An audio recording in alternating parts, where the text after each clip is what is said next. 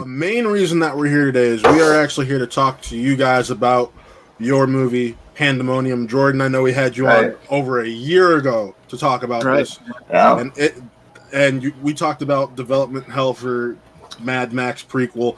I know this kind of went through its own development hell. I know we have Robbie in the backstage, but real quick, why don't Jordan tell us a little bit about everything that you went through getting Pandemonium from page to screen? Where do I begin?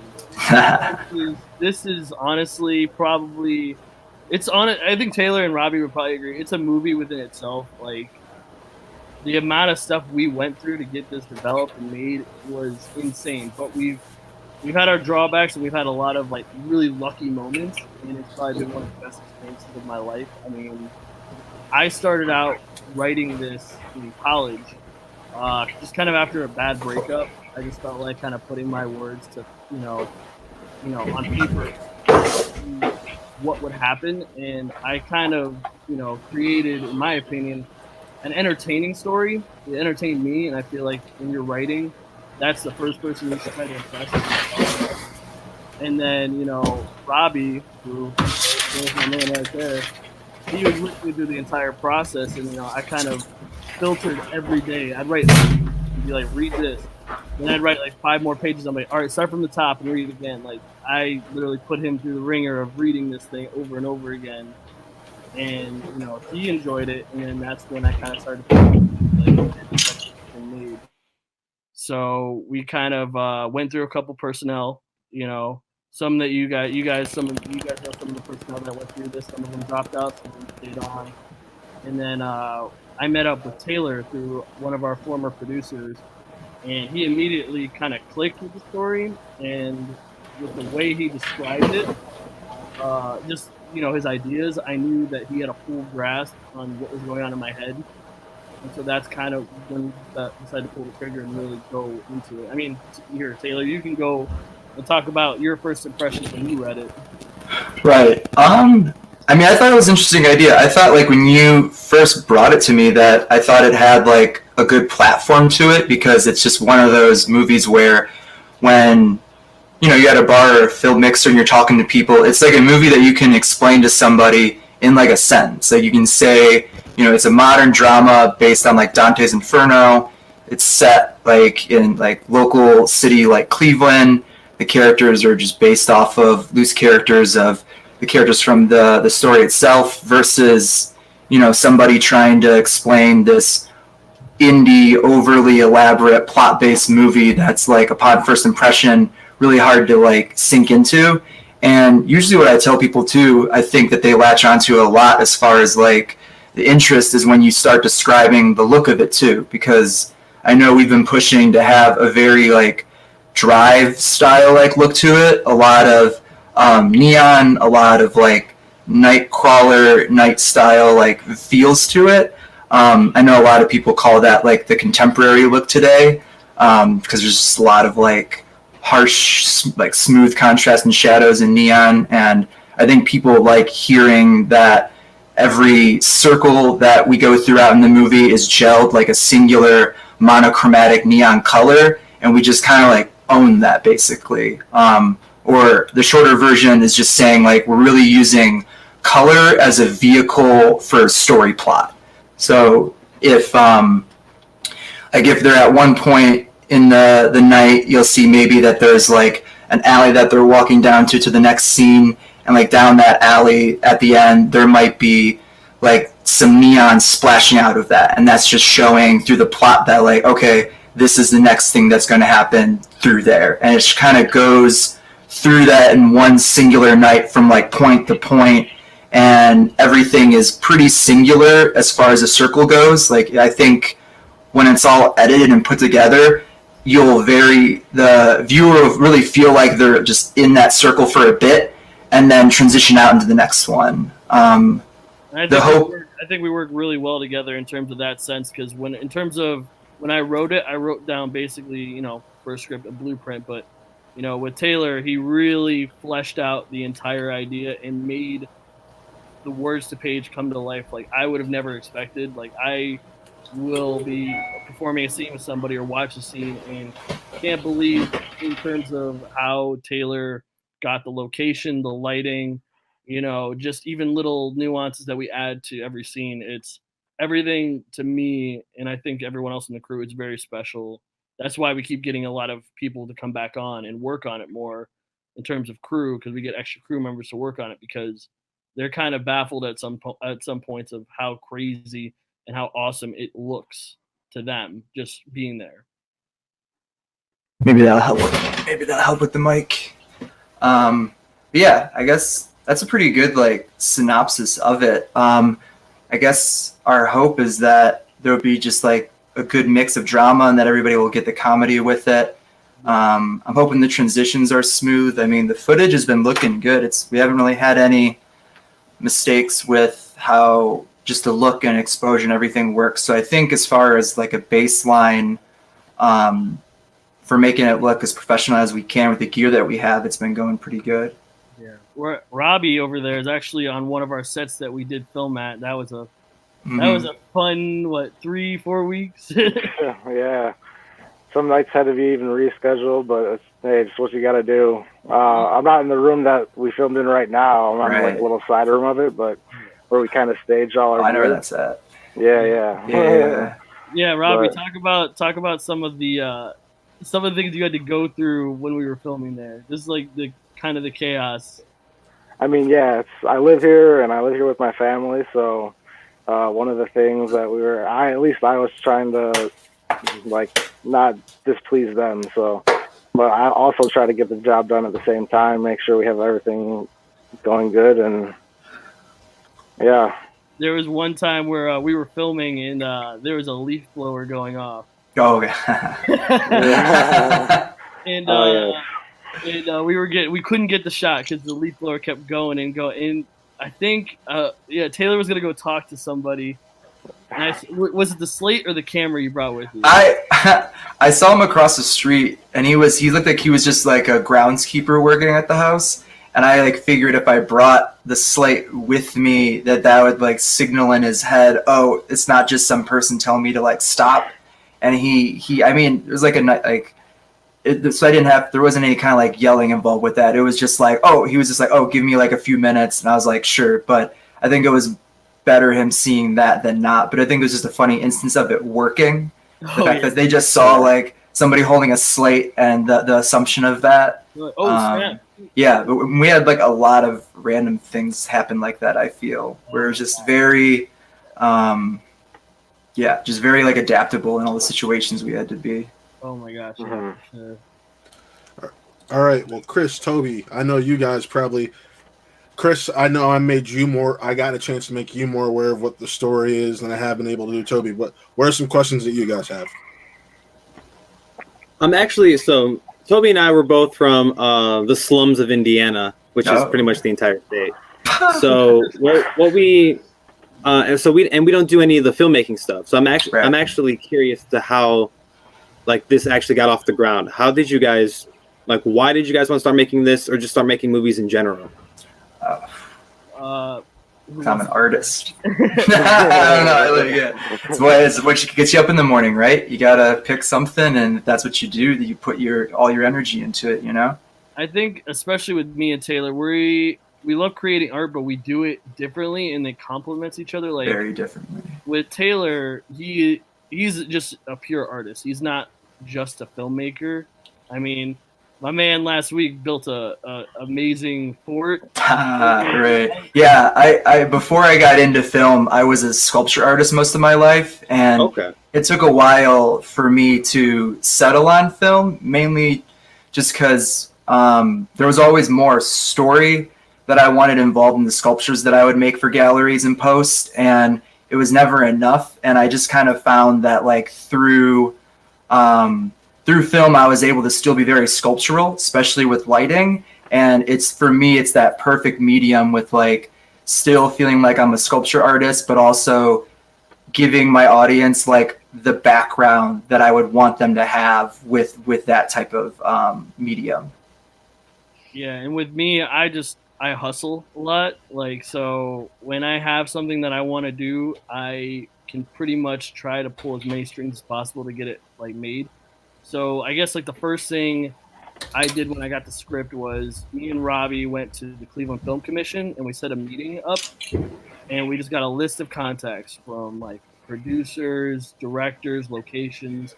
They basically gave us like a little care package of how to get this started.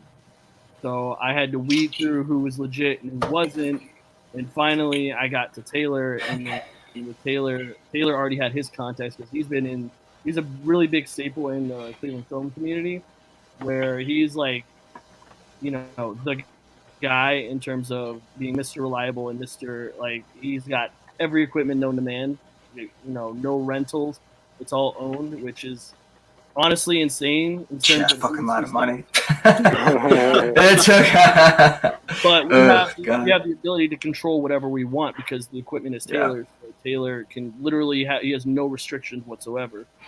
So that really got us, off the ground in terms of like, he's got, how many lights you got?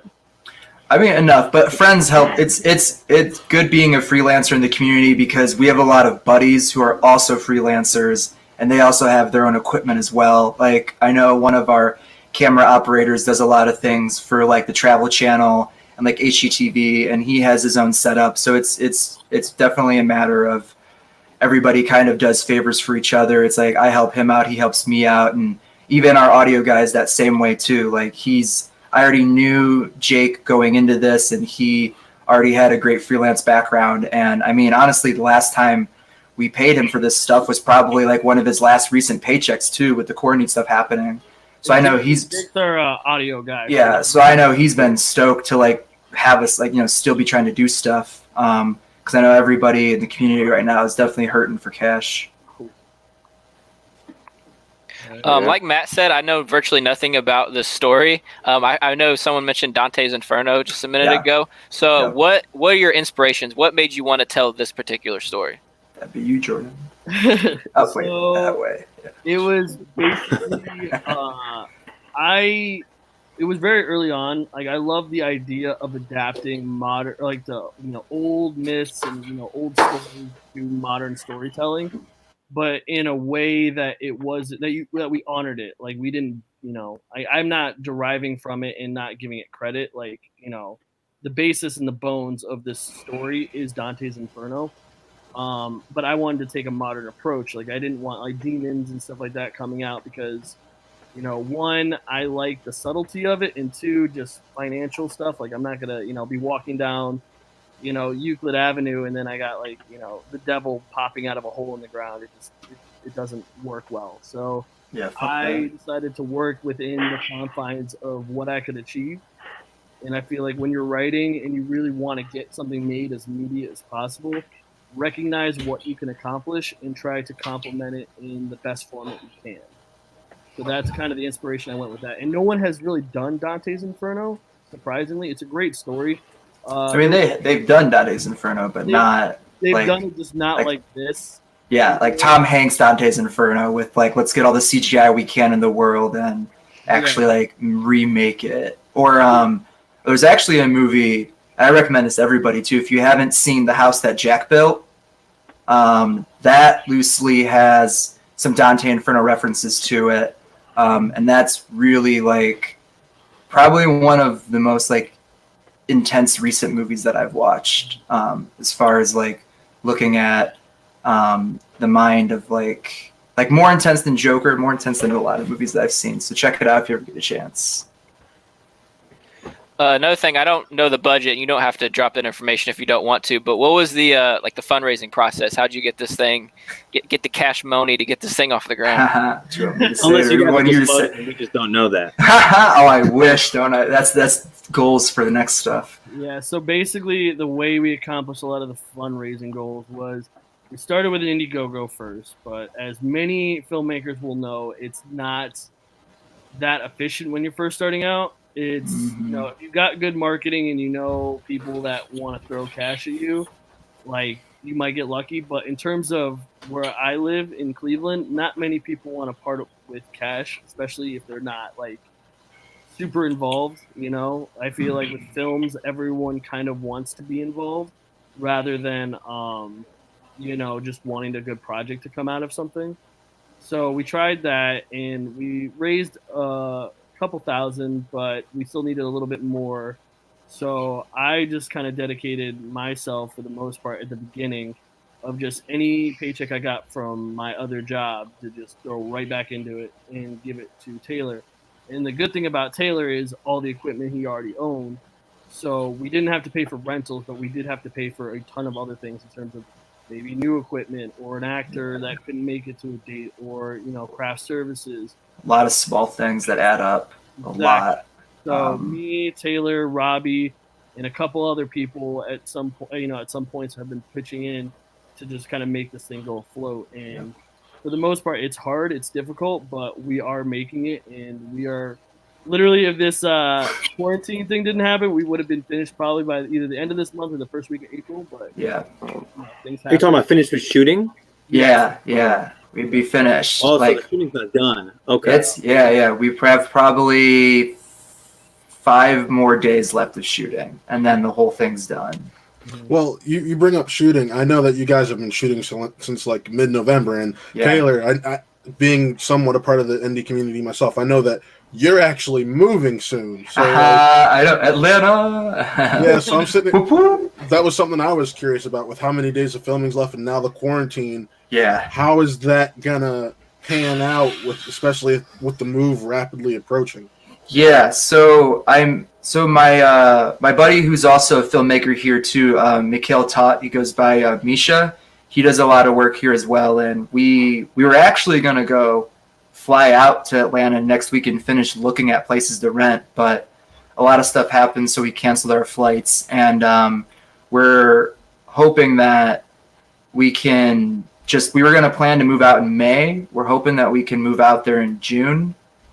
Which I think actually a lot of people, Jordan himself included, is actually kind of happy to hear that, because that gives us more that gives us more time to actually finish things up. And there's a few other like film projects that I'm gaffing and doing lighting for that I know other people are trying to get done as well. So it's kind of been a blessing, because we've had more time to like finish loose ends on things and like re-prep.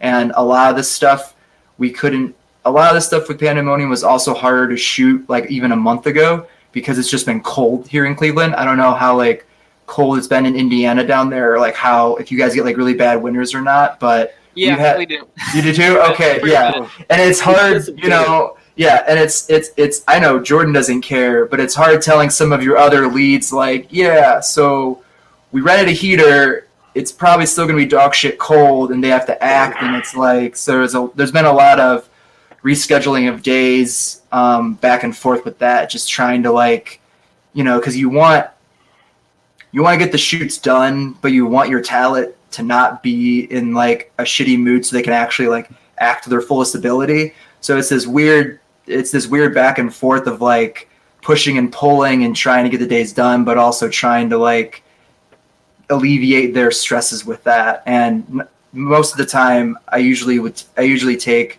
the route that alleviates them more, because I'd rather get the best performance out of them that I can get than forcing like a day because it's a week earlier, despite me not maybe being patient enough to want to get that done early. Just kind of what comes with it, and you have to kind of adapt and feed everybody out, and everyone's got a different personality when it comes to that. And Chris, if the name Misha Tot sounds familiar, he's the one you've been watching on Low Lives. Yeah, that's my Misha, that's my roommate. Yeah. Okay. Yeah, I'm usually the one doing the lights and the video work for all of his content. Yeah, he's got a few things he's got a short coming up that they had to postpone too. It's called Pretty Metal. And it's like it's a big thing that they're doing, because it's the first time that we're going to be renting anamorphic lenses and getting a bigger production for that. And we just did a test with the lenses about a few weeks ago. We did a music video with them, and it looked really good. So we're pretty pumped for that. And he's got a good budget and a producer for it. So it should be a few steps up from his normal production. Nick, do you want to jump in? Oh, hi guys. Hey fellas. Hey. How's it going? Yeah, Wow, I man. mean, I don't really have a lot of questions. Just I get to say firsthand, I've been through this with you guys at times. I was able to, Lou and I were able to be lucky enough to be on set. And I just want to say, first of all, congratulations. Yeah, no problem. I'm so happy that Thanks for everything is coming going well, and I'm happy that just to see everything through. And I know that post-production for this is definitely going to be fun. Oh yeah. Oh yeah, for Yeah, sure. Need any help? A little assistant editor, Yeah, I'm totally right. Right. But no, seriously. Go ahead. Just really freaking happy that you guys that this is getting done finally. Just to see where it's been to now, I'm really happy. So. Right. I appreciate that. Nick was one of our early people working on this, but just with how development hell will usually go if filmmakers don't know. People will either go in and go out just because you never know, and it's hard to really like bet on something sometimes when you also have other opportunities that come forward. But Nick, for the most part, has been through this from pretty much when it was just a script and it really not even a single test footage, and just kind of helping us go along. And he definitely helped with the development of getting some of the other people on board, and like especially actors. He helped me get some of the cast listing done by doing casting calls on Facebook.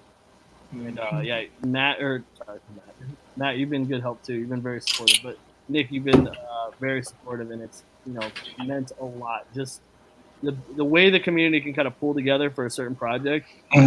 Exactly. It blows my mind. And me, Taylor, Robbie, everyone on set are just thankful, like literally every day, for you guys literally coming on set.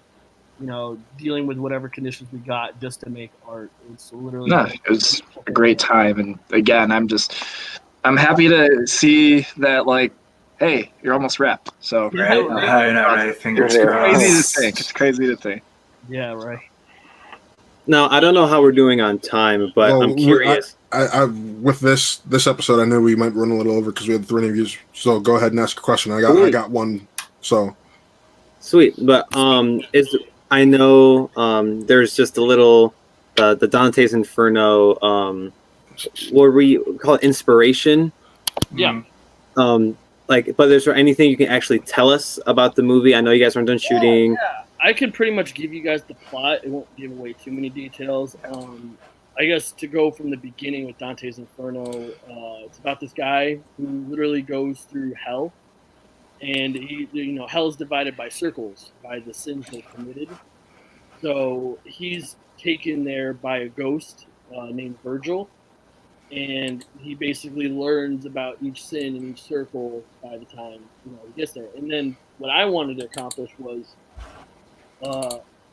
some of the things that Dante was talking about 100 years ago still pertains to today, but not many people would ever read it. Just because it's like an old Latin or old Italian, and it's just kind of a hard read. I had to read it like 4 or 5 times to really get the entire concept. Right. So I wanted to adapt it and just be like, okay, I want to give the audience something they can digest and see that some of these immoralistic acts that people were doing back then, we're still doing now. We're just doing it in a different format. So this guy Deangelo, who's Dante, is talking to this girl online, and he falls for her, and he wants to try and meet her for the first time, but she gets kidnapped by a local gang. So him and his drug dealing best friend Gene, who is Virgil, takes him through the bad part of town called the Badlands, and they basically go through each situation like Dante and Virgil did through each circle, and they kind of learn about a sin that's kind of happening now while trying to find this girl and save her. So that's basically the short little synopsis of the entire. Yeah, excuse me for just throwing the Facebook page up a bit. But I wanted to show a little bit of photos that you guys have going on, and because, like you said, I'm similar to Nick, where I've been trying to help when I can. There have been multiple times I've tried to make it on set, and circumstances keep me from it, which has pissed me off. I know. I wanted you at that club scene. And that was actually part of the reason I removed Robbie from the stream real quick, because my question pertained to the club scene. that club scene is a huge set piece for you guys, if I remember correctly. And I want to know, what was it like that day or two there you were shooting? And I'm going to remove myself from the stream real quick and add Robbie back in, but okay. I just wanted to ask that question. All right. I'll let Taylor and Robbie take the lead on this one. Okay. Well, I guess first off, again, I think the club scene is another good example of being a part of the community as much as you can as a filmmaker, because, I mean, that place, I don't know if anyone's familiar with the place, but it's called, the owner's name is Brett, and he lives in Akron and owns this, like, soundstage he made a few years ago. He calls it Icon World Entertainment. And essentially, it's this, like, warehouse that has just multiple stage set rooms just everywhere. Like, you walk in, and the first place is, like, a built-up, like, club, bar, bathrooms, like, everything to make it look like a full club. You go up the steps, there's a VIP room, and then right behind there are like 6 rooms in a row, and each room is like a casino, surveillance room, a bedroom, a kitchen, a courtroom. You go downstairs, there's a recording room, an interrogation room, hospital room, like tons of rooms, and it's all meant for filming in, and he rents the place out to people. But I mean, you know, if you want to like use the place for a full night, it's about, you know, $2,000, $1,500 just for the night. And I met Brett about, I think, last year through another buddy who's a filmmaker, that we were doing music videos together, and we filmed at his place. I got really good friends to be with Brett. I helped him out with a few projects, and we basically got to use that place for free for 2 days. So it's just one of the awesome. Right. It's just one of those examples of that. Like, and he gave me the keys. Like, it was all like, here's the keys. I trust you, Taylor. I'll be back. Like, he wasn't even there. He's like, I'm going home. You're fine. Put the keys back when you're done. And we had like that full studio for 2 nights essentially. And we got all the stuff we needed done. It was a lot of work, definitely trying to like, I mean, even just to fill the place, because it's that the club itself is pretty big, and we really had to frame the camera in a way and group all the extras in a way that made the club feel as full as it was for like our establishing shots, which I think we did. We definitely achieved it. It was just, you know, it takes a lot of blocking and a lot of placing to get that stuff right. And we were lucky to have like a pretty full team that night to get it done. I mean, we were there, the extras went home. I'm pretty sure we were there. When we were there, Jordan, we were there like 4 o'clock. Well, the cleaning up everything. First night me and Robbie bounced early, and I think we bounced out of there around 2 or 3 o'clock. Yeah, I was still, because we were still finishing up. Yeah, because we had to work literally the next day. Like, you know, life still goes on. So, right. We're rolling out these 2, 3, 4 o'clock in the morning shoots, and then we still have to go to work. Yep. And we even hit a point. Was it your friend Jordan, who the actress? We wanted a bartender, but she then like.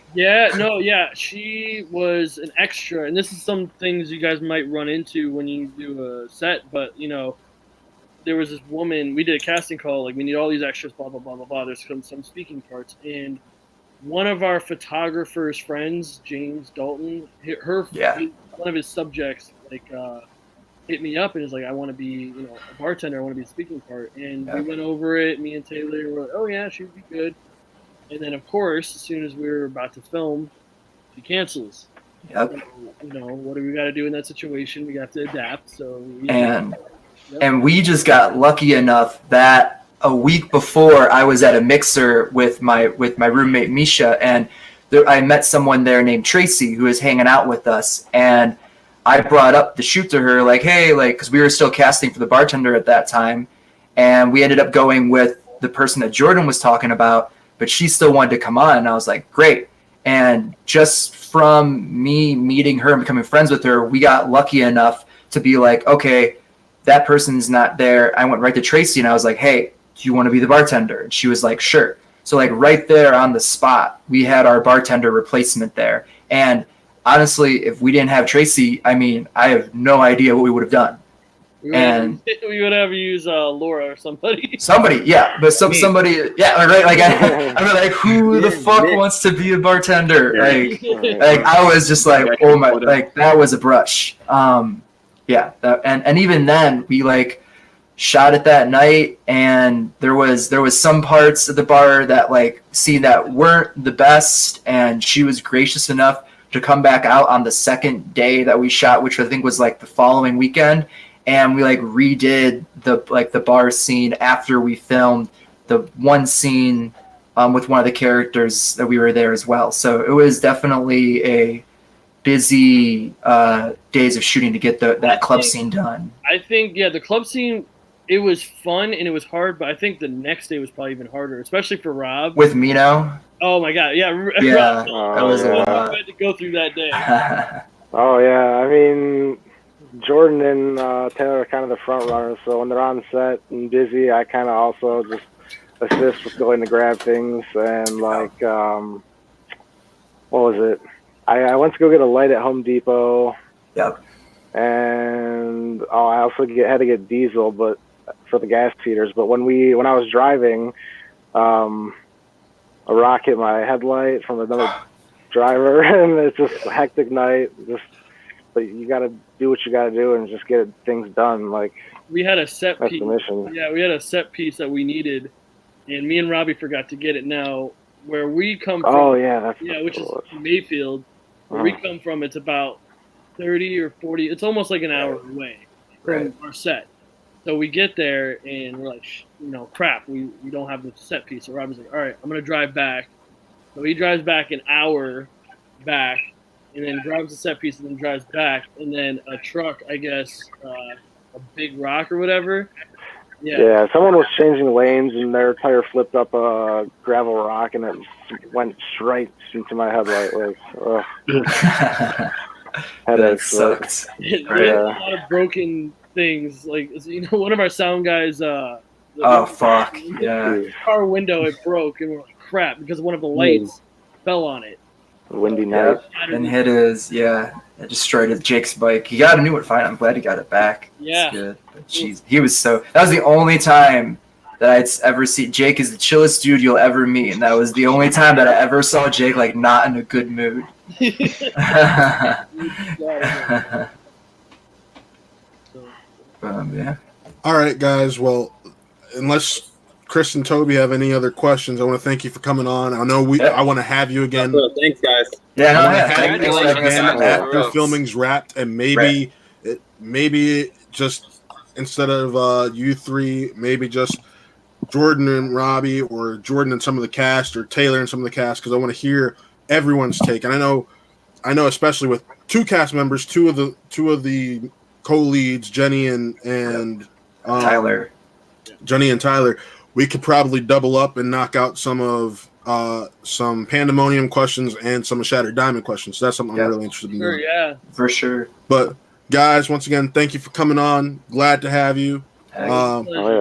So, real quick, where can everybody who's watching find you on social media? You can find us on Instagram at Pandemonium in the Land, on Facebook at Pandemonium. You can email us any questions. We're pretty available at all times. We do also have, like, whenever we start filming again, some opportunities for a couple extras, some dialogue. We'll need a bunch again. We're doing a big church scene coming up. I know we'll need. Toby, Chris, trip to Cleveland? Right. We can't even leave our house. We gotta go. About. Hey, like they said, when quarantine's over is when they got to start shooting again. So I mean, you'll be able to make that few-hour drive. This has gotta go now. Damn. Right. All right. Hell yeah. But guys, thank you again, and problem. can't wait to hear from you soon. Heck yeah. Take care, everyone. Thank you. Bye. Thanks, guys. Robbie and